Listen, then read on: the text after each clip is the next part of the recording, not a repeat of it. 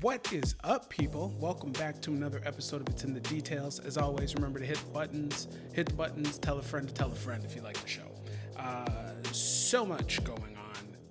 Let's start here. The Super Bowl happened this weekend. The game was the game. I did not particularly care about the game. Maybe that's because I wasn't watching that much football this year. Maybe it's because two teams I didn't care for so much made it to the Super Bowl. Congratulations to the Rams. Good for you. What I will say is this past week has been fantasy time for my generation. Okay, fantasy time. First, we'll start here. Super Bowl halftime show. Super Bowl halftime show. Y'all know. The ratings were outrageous for the Super Bowl. Everybody watched. They went to a party. If you, get down with those types of things in these types of times. So you went to a party. If you didn't care about football, you watched the halftime show. The halftime show, starring Dr. Dre, Snoop Dogg, Mary J. Blige, Eminem, 50 coming out of the ceiling, all sorts of good stuff happened. Personally, I am wondering what the person of my generation who just woke up from a coma thought when they saw these people on stage. Okay? They must have woke up and immediately said, what in the reverse Benjamin Button is going on up in this place? What is all this gray stubble on Dr. Dre's face? Why does Eminem look like that? And are they just letting people wear gang colors? Are they just letting Snoop Dogg come out in a whole gang flag outfit on national TV for the Super Bowl nowadays? Like, they lost their minds when Justin Timberlake whipped out Janet's titty, okay? And most of the titty was covered with jewelry. You know what I mean? So Snoop was out here wearing a whole gang flag, head to toe, and then crip walking on the stage at the Super Bowl. Imagine you've been in a coma for 50 and 20 years, and that's what you wake up to. That happened somewhere. Somebody definitely loved all of those artists and woke up to that in and around this weekend. Amazing. It was a good concert. I enjoyed it. It was not great. Mary J. Now, on this show, we talk about Mary J's acting from time to time. I think personally that she is getting better on Power, and the internet is awash in Mary J. can't dance videos. Okay, you have to dodge them or just stay off the internet to not see Mary J. Blige dancing terribly, and I think she held it down. I thought she had a great performance. She might have been my favorite. Of all of them, I think I'm the largest fan of Eminem. Eminem, he looks like he's aging the roughest out of all. Like, they all looked slightly out of place doing what they were doing. Slightly. He looked the most out of place. I'm not really sure. He kind of looked like when Benjamin Button first got on Earth. You know what? He looked a lot older. I don't know if it's the clothes. I still got nothing but mad respect for Eminem, right? His old stuff. But he just looks so out of place, and I can't put my finger on it. But it was a great show. It was a great show. I enjoyed it. I don't care if it was the best ever Super Bowl after. I don't care. I'm not going to take part in that. It was a good show. I'm glad they did it. And this is not an original thought, but the timing of getting all those black people singing about hating the cops and all sorts of things on stage at the Super Bowl while there's a big ass lawsuit for racism and discrimination and whatnot in the NFL. It was just good timing. What a happy coincidence. But I said, this is fantasy time for people of my generation. Now I say that, the Super Bowl, those were the music sounds of our youth. And then we got a reboot of the TV of our youth. And that is Bel Air. I want to start here, okay? If you haven't heard about it, I'm going to get into it, but I want to start here. I loved The Fresh Prince of Bel Air. I loved that show. And considering 90% of the episodes I've watched happened before streaming, I'm not really sure how I've seen so many of these episodes so many times that I've got dialogue committed to memory. I know plot lines are going to happen and how they develop. Like, I watched a lot of Fresh Prince. So to say I'm excited for Bel Air is a gross understatement. It's like saying, it's like someone walks up to you and says, I bought you a house. And you're like, oh, cool, thank you so much. That's amazing. And then they go, dog, it's in Maui. Ooh. Okay. Now we talking, right? Now we talking. And that's what I felt when I heard that this was coming. So Bel Air is the dramatic interpretation of the Fresh Prince sitcom that we got many years ago for many seasons, right? Now, I remember seeing the trailer for this show, and I've been doing some research. It seems a little bit cloudy. Like it seems there was a short film, but the short film might have actually been a trailer. I'm not sure, right? I can't find the short, but I found the trailer obviously multiple times. And in watching the trailer, it did not look good. You know what I mean? Like, it didn't look good, but the premise I was very excited for. I sent it to a couple friends. A couple friends watched it. They were iffy. Some were in on it. Some weren't in on it. Fine, right? I was in. I was ready for it. Now, I gotta say, now that the premiere episode has been released, or typically the premieres are pilots. It's like a first episode they shoot. They send it to the production team, and they yay or nay it. We need to make these changes. Is this good enough for a bunch of episodes? Stuff like that happens. So I'm gonna call it the pilot. The pilot episode came out, and I gotta say, I was up and down on it. Very up and down. It's the first episode, so I'm not going to make any grand announcements on it being amazing or terrible or whatever. But as I said, I'm in. Like, when I watched the trailer, I thought a dramatic interpretation of the Fresh Prince, like, my mind started spiraling in all these directions they could go in, because there were some dramatic episodes in the original series, right? So you could go almost anywhere you wanted with this reboot, if you will.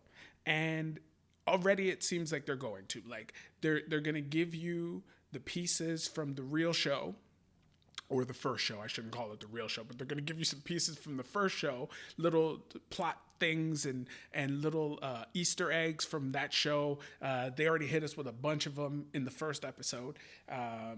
So that's going to be great. But you could also get a little more grimy with everything that's going on. And already in episode 1, they do. But first, let me get into this. Let me get the bads out of the way, because there were some bads that I'd like to talk about. A couple bads. In a show that clearly has an enormous budget, right? Like, if you haven't already watched it, when you watch this show, you're going to wonder how much money they have spent to make this show. And thank you. Like, you know me. The more money you want to spend making a show or a movie or whatever, spend it. Spend it all, because it pays off. I did many episodes ago, I talked about a show on Amazon Prime called 000. it's like 8 episodes, and apparently the budget was $100 million, right? So they look like they spent $100 million worth of money on this show. But with all that budget in this first episode, there was some sound editing issues, like just weird, like silence on the screen, and then you got this loud white noise while no one's talking. And I guess that could be my TV. I doubt it. It's brand new, right? So I got some good headphones that I was listening. So I don't think it's on my end. I think it's the show, right? That was a couple times. I'm sure they'll fix that up, right? Fine. The other thing for me was Will. They in the first episode they take us right back to when Will, or when or how Will needed to leave West Philly and move to the West Coast, right? So we get to see Will in his old stomping ground. We get some more time as opposed to, oh, he got in trouble, let's send him to his uncle and aunt, right? So we get to see that grimy stuff. But Will likes to talk about how much he's representing his city, and it's important that everybody knows that it's his city and all this stuff. And I don't get it. Maybe this is a product of me being too old. Too old, and me not being the demographic that they aimed this thing at. But I don't get it. It felt like terrible writing. And I wish they didn't do it. Like, I get the concept of what they sell to us in hip hop and black culture and pulling yourself up from your bootstraps and making something of yourself, and I get all that stuff, right? I get all that, right? Like, hopefully at some point the city cares about me. But I'm not going to be out here talking about I'm representing my city and my city needs to do, and they need to know this is I don't care. But again, I might be too old. I might be out of touch. But that's pretty much where that stuff stops for me. That's where the bad stop. So let's get into the good things. I told you. We get the full background on why Will has left West Philly. We see him make the move to Los Angeles, Bel Air specifically. We get the cab ride that we get from the opening sequence of Fresh Prince of Bel Air. We meet Jazz. Jazz is as cool as you want him to be. The Banks family is this delicious, dark chocolate looking family. Like, I'm talking 70% cocoa, okay? It's fantastic to see. Aunt Viv sounds exactly like you want Aunt Viv to sound, but the actress looks so young, which is not a deterrent. It's just she looks so much younger than you'd imagine she'd look given the circumstances and the age of the children, but that 70% don't crack, you know what I mean? Uncle Phil, his voice sounds so much higher than it looks like it should sound. You know what I mean? Like, when you look at him, you expect this deep baritone voice to come out of this man, and it's just not that. It's not squeaky, but it's like you expect James Earl Jones's voice to come out of Darth Vader's mask, right? And instead, it's Kevin Hart. You know I love Kevin Hart, right? But if you know that James Earl Jones's voice is supposed to come out of that mask and it's Kevin Hart's, you'd be surprised. You'd be surprised. And maybe I got some leftover James Avery, Uncle Phil, stuck in my ears. But so be it. It'll take a few episodes to wear off. I'll get used to him. But he seems like all of them seem like pretty good actors, actually. I'm a little iffy on Will, but all of them seem like pretty good actors. Carlton's got his demons, right? But they've put a nice, interesting slant on Carlton that I like. It's gonna be problematic. Hillary, predictably, is a social media star. Of course, that's what Hillary would be in 2022. Ashley Banks is she's there. I, I'm assuming there were so many people they needed to introduce us to in this first hour that they gave us 19 seconds of Ashley, and she's smart. She's she's cute and she's smart, which is kind of what Ashley was right at the beginning of Fresh Prince too. So I mean, no hate. I'm just telling the people what I saw. You know what I mean? But given that this is again a dramatic interpretation, it's clear, at least to me, episode 1, it's clear everybody's got skeletons. Everybody has skeletons. Okay? We got Will's already, right? We know Will's got skeletons. He got in some trouble in West Philly. And it's clear to me that trouble is going to follow him to Bel Air. I don't know if it's episode 6, episode 22. I don't know what episode it is, but the problems are going to follow him to the West Coast, and it's going to be interesting. Carlton, again, I told you, has his skeletons. I'll tell you what they are right now. He uses drugs, and it seems like lots of them, right? So that's going to be interesting. I'm sure Hillary's going to find some trouble. I'm positive Hillary's going to... She seemed that the character seems like she's going to find herself some trouble. And I believe Hillary found herself some trouble in Fresh Prince, but not the kind of trouble that is going to be available to these people in this show. And Aunt Viv's going to have some trouble too. 100%. She's going to find some trouble. She is still longing for West Philly. Like, some of that's still in her. She even makes comment on Will's swagger and slang. They hit us with a lot of Philly words and slang in this first episode. Like they really beat us over the head with it. And I guess it makes sense because he just got there. He hasn't had time to acclimatize to everything that's going on in his new habitat. But they hit us with a lot of it, and she really was longing for it, which makes me believe some of her demons are going to come crawling out of the closet soon, too. And then there's Jeffrey.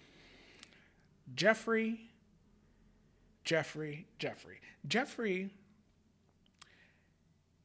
is my favorite character so far. We're only an hour into this series, but Jeffrey is runaway favorite character because he's obviously British, right? The accent is strong. But Jeffrey is clearly a gangster. He clearly knows some things and can do some things. And to me, that makes perfect sense because in 2022, this family living where they live, trying to accomplish what they're trying to accomplish, they definitely need a house manager, not the butler. This Jeffrey is the house manager, right? They need a house manager that not only knows all of their secrets, but knows how to handle any problem as soon as it arises. You know what I mean? As soon as it arises. And I don't know how many Gotham fans there are. The TV show Gotham, Benjamin McKenzie was the star, all of that stuff. Gotham, the little Batman in Gotham had his Alfred, and his Alfred was the same as Jeffrey. He was special forces trained, right? And he could solve any problem that came up. Either if he needed to solve it with his words, he could solve it with his words. And if he needed to solve it with these hands, he could solve it with these hands. And Jeffrey is giving me the same vibes, boy. I can't wait for some problems to pop up so Jeffrey can put them down. I can't wait. It's going to happen. It's going to be glorious. It's going to be glorious. I can't wait till it happens. Whew. But I'm so excited for this series. Like, I really am. The one other bad thing I had, or thing I did not enjoy, and I'm hoping this is a one episode thing, is this is very much a dramatic series. I've said dramatic so many times throughout this episode, but it's very much a dramatic series. But they got Will running and dancing around and doing little shoulder brushes, and he's doing basketball moves all episode long when he's by himself. Like, they're trying to pump up that playful, fun-loving, joke-making Fresh Prince, right? But none of it landed. Not for me. None of it landed. It was just like, why is this guy being a silly person by himself so much when danger lurks around every corner? Like, we could tell the danger's lurking. Right? But he's just crossing up air, slam dunking the ceiling. Like, he's doing all this stuff for no reason. And none of it's funny. And the actor seems very charming, right? So just let him be cool and suave and do the things he needs to do. I'm hoping that's coming. You know what? I'm just hoping that's coming episode 2. I'm hoping episode 2 is a full switch 'em up, right? Just dig into the drama. If there's jokes to be made, let everybody be in on those jokes. You know what I mean? And move ahead. But Bel Air is going to be a fun ride.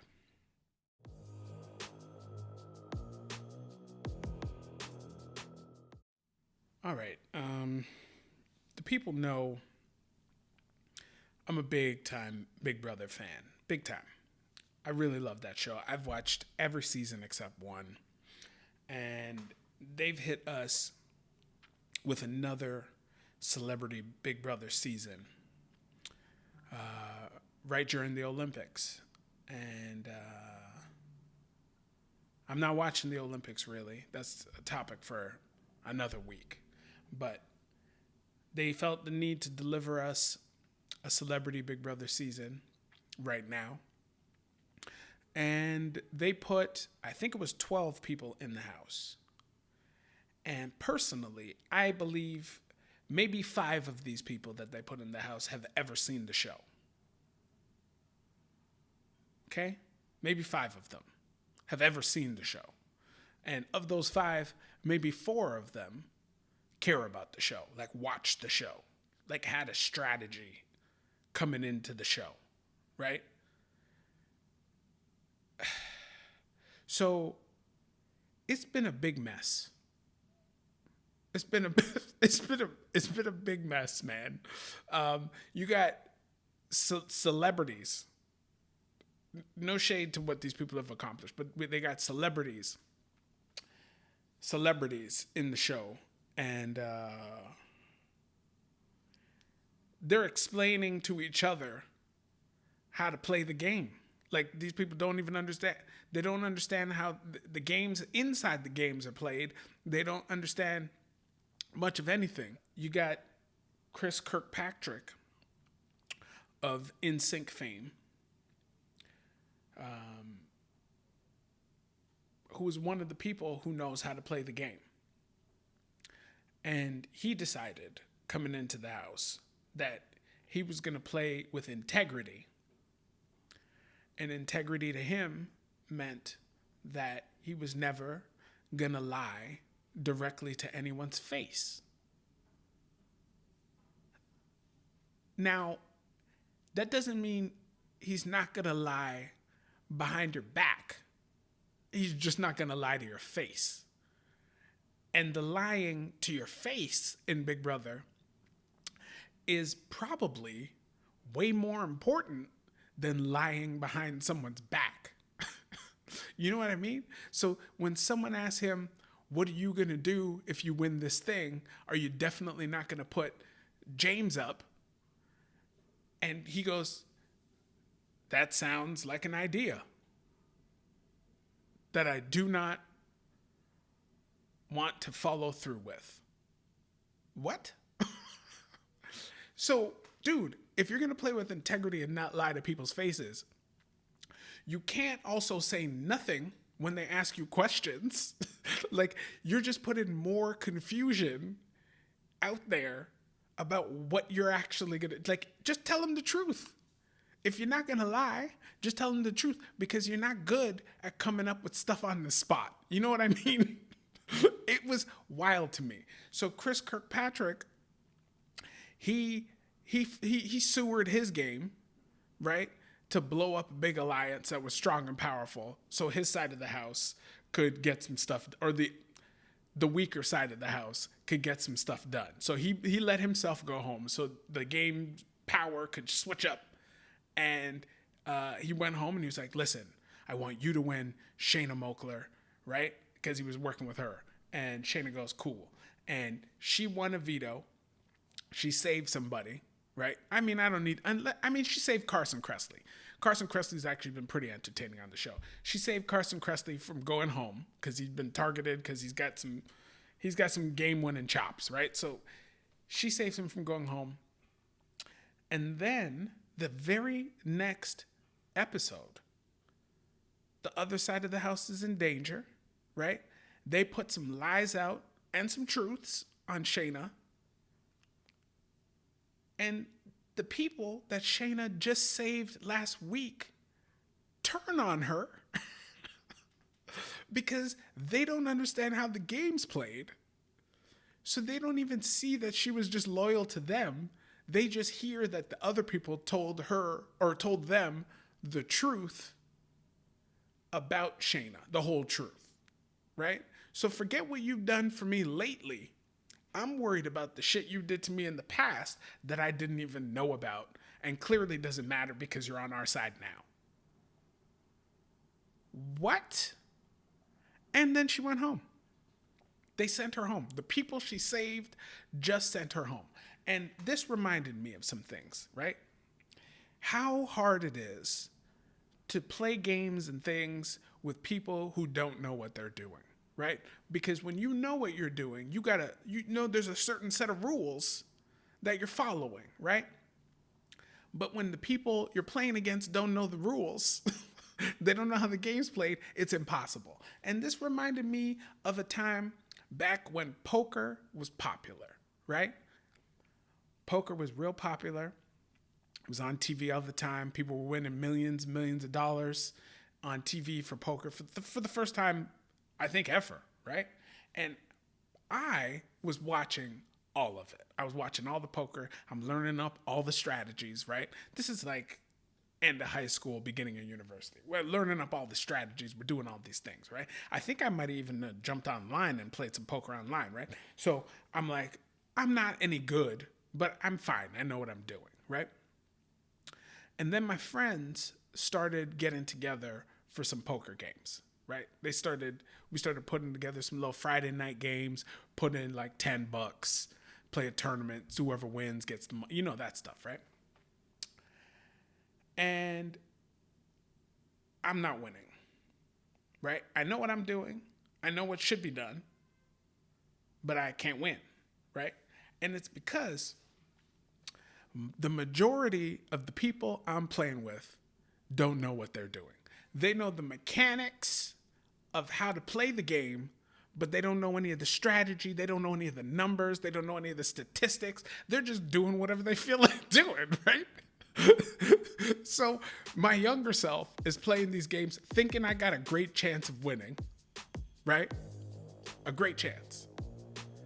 But I'm out here at my friend's house basically playing Celebrity Big Brother with a bunch of idiots that don't know what they're doing and just stumbling into the $80 and taking it home. You know how infuriating that must be? Like, Shayna, I feel you, girl. I feel you. Anyway, thank you very much for joining me on another episode of It's in the Details. As always, smash the buttons, tell a friend to tell a friend. We'll see you in a week. Take care, y'all. Peace.